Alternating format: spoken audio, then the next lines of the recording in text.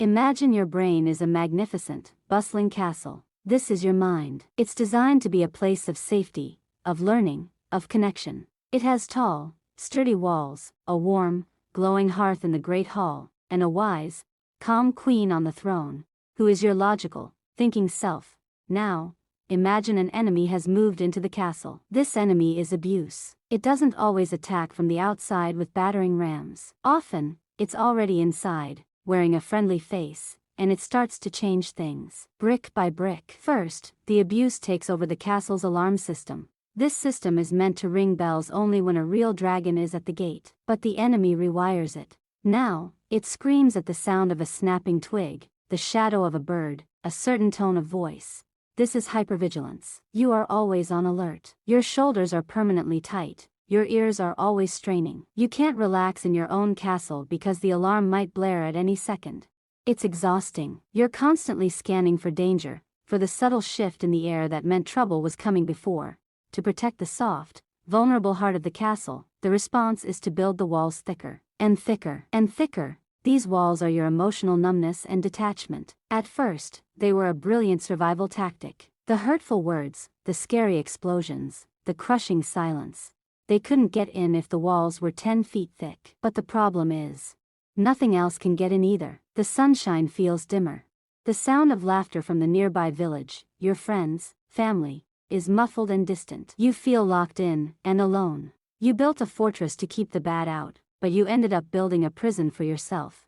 The wise queen, your logical mind, is dethroned. She's locked in a tower. Why? Because in the chaos, her calm voice doesn't make sense. Her gentle reasoning, "That's not true, remember you aced that test," seems foolish and weak. In her place, a new, harsh ruler takes the throne. Let's call him the critic. His voice is the voice of the abuser, but now it's your own voice. He constantly tells you that you're too much, not enough, that everything is your fault. He replays your mistakes on a loop. He ensures you never feel truly safe or confident, because a confident you might question his authority. Memories aren't just facts in a ledger. They are living things, tied to sights, sounds, and smells. The abuse traps these memories like ghosts in the hallways, a certain smell of cologne, a song on the radio, a raised voice, and suddenly, you're not in the present anymore. You are instantly, fully back in that moment of terror or pain. This is a flashback. It's not you just thinking about it. It's a ghost pulling you through a trapdoor in time, and for a few moments, or hours. That past horror is your present reality, the fractured foundation. Your sense of self. A castle needs solid ground to stand on.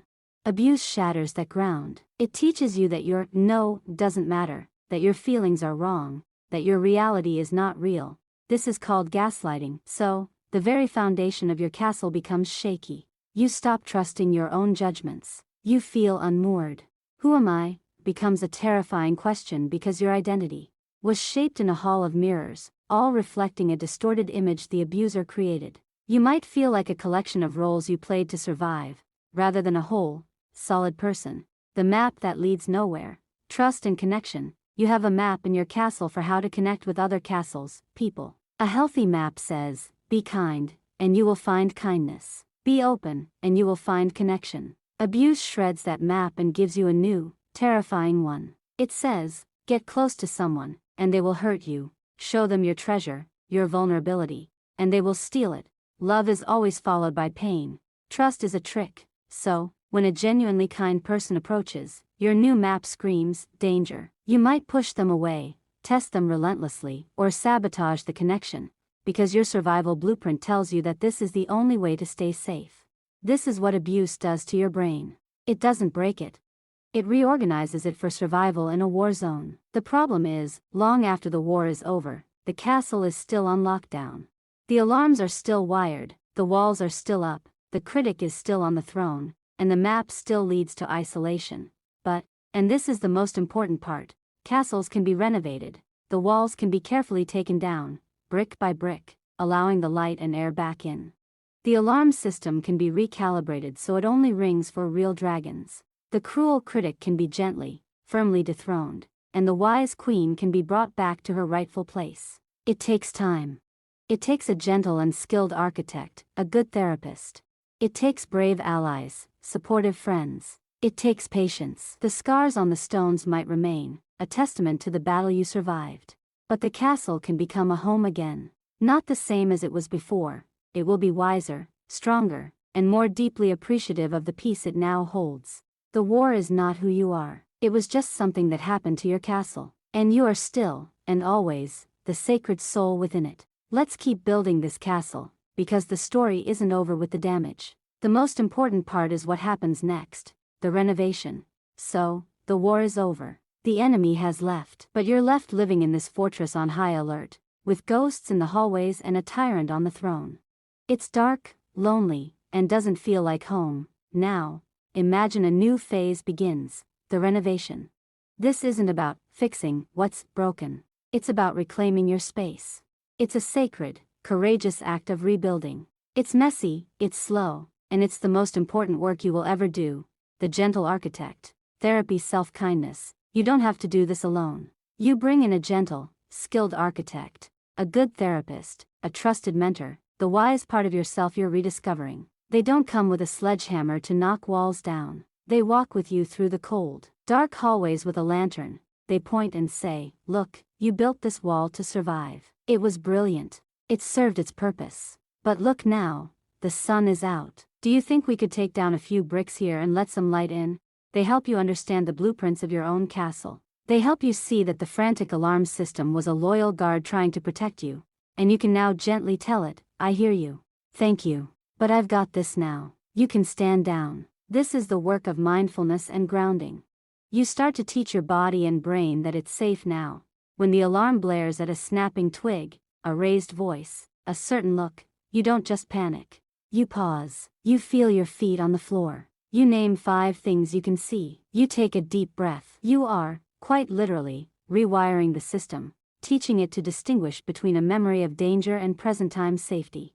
It's like training a loyal but jumpy dog, with immense patience. This is a quiet, internal revolution. You start to notice the critic's voice. At first, you might believe everything he says. Then, you learn to recognize his cruel tone. You hear him say, "You're such an idiot for making that mistake," and for the first time, you turn and look at him. You don't fight him. You simply observe. And then, you might say, "Ah, there you are. I hear you." But that's not the truth anymore. Slowly, carefully, you make your way up to the tower where your true queen, your logical, compassionate self, has been locked away. You unlock the door. You bring her back to the throne room. Her voice is soft at first, but it grows stronger. She says things like, "It's understandable that you feel scared. You are allowed to set boundaries. That was a mistake, not a definition of who you are. Your needs matter." Healing the ghosts, transforming trauma.